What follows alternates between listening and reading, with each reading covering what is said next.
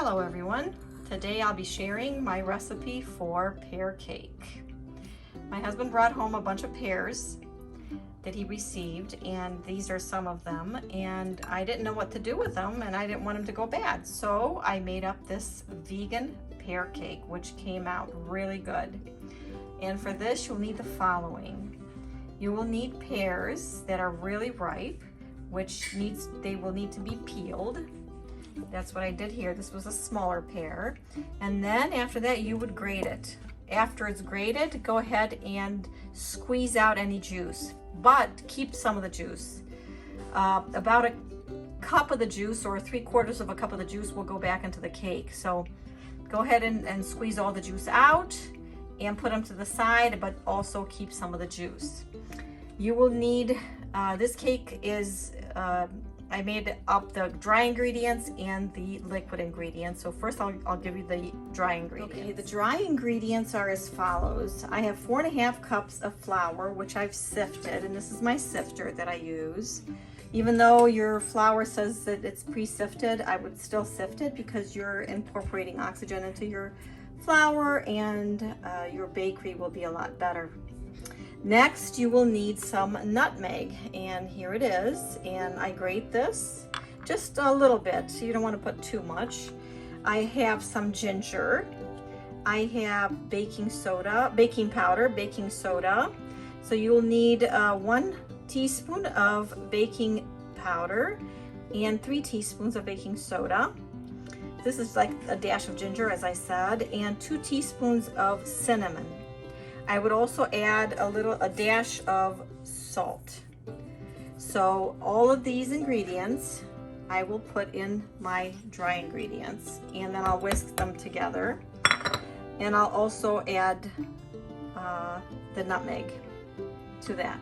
Okay, so I grated some nutmeg with this, just a little bit on the side here.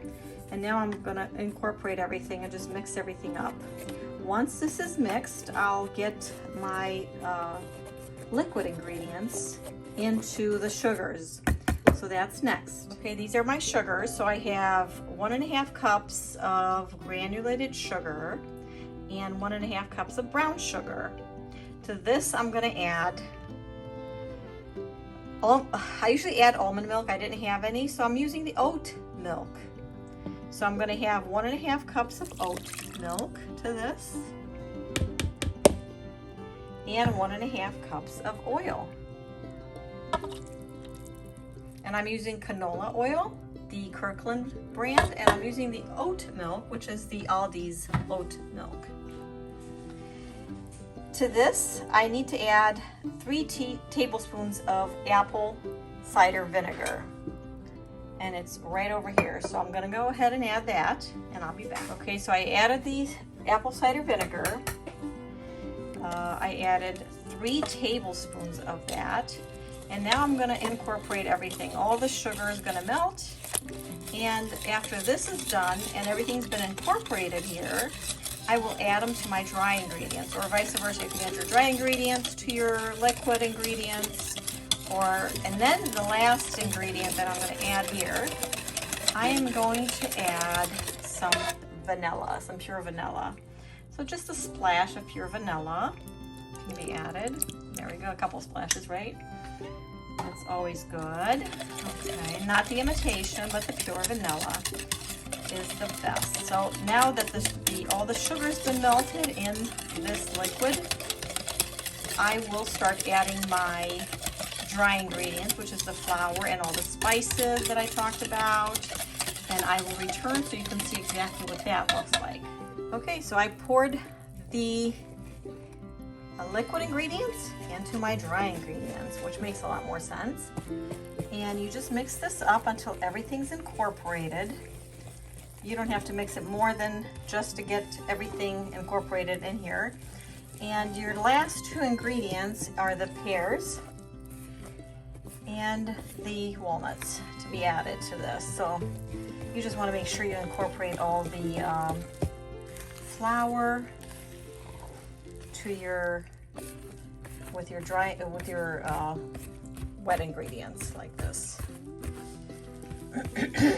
It's all done by hand. You don't need a mixer for this, which is nice. So, okay. So once this is done and you don't see any flour in here, which I still see flour. I'm trying to hold the phone and trying to video here. It's kind of hard. I'm not using my stand. Sorry about that. So the next thing I'm going to do is try to add some of the juice that was left over from the pears. And look at all this juice that was left over. So I am going to go ahead and pour some out. It's probably about, I don't know, about a half. I'll show you the consistency of the cake and what it has to look like, and then you can see exactly how much. I would say a half a cup. Go ahead and add back in, because that was probably more than a cup of juice from the pears. These pears were very ripe, and they were picked from the tree by a very special person that we've met, and she keeps them for us every year. But this year she had a lot of them, so I came up with this wonderful recipe, which I hope everyone tries it that sees this, and I hope you enjoy it just as much as we did. This recipe makes 3 loaf pan cakes, and I split it evenly and I bake it in a 350 oven. So now the next thing I'm going to do is I'm going to add my pears that have been squeezed, and I'll return. Okay, so all the cake is 3/4 of the way up on the pan. 1, 2, 3, and my helper here has put some walnuts on top. So I'm going to go ahead, since my oven is ready and it's on 350, I'm going to go ahead and place it in the oven, and I'll be back to show you what it looks like when it's done. You can test it probably in about an hour. Test it with a toothpick in the middle, and then you can see if it's done or not, but I'll show you. I'll be back. All right, so here's the cake, the pear cake. I just pulled it out of the oven, and I'm going to insert a toothpick, and it comes out clean, so it is done. What I'll do next is remove it from the pan and leave it on the rack to cool off. I hope you like this recipe, and I hope you try it, because it's delicious, it's vegan, and it's good for you. A lot of delicious and nutritious things in here. So please share, like, and subscribe to my channel. God bless until the next video. Bye-bye.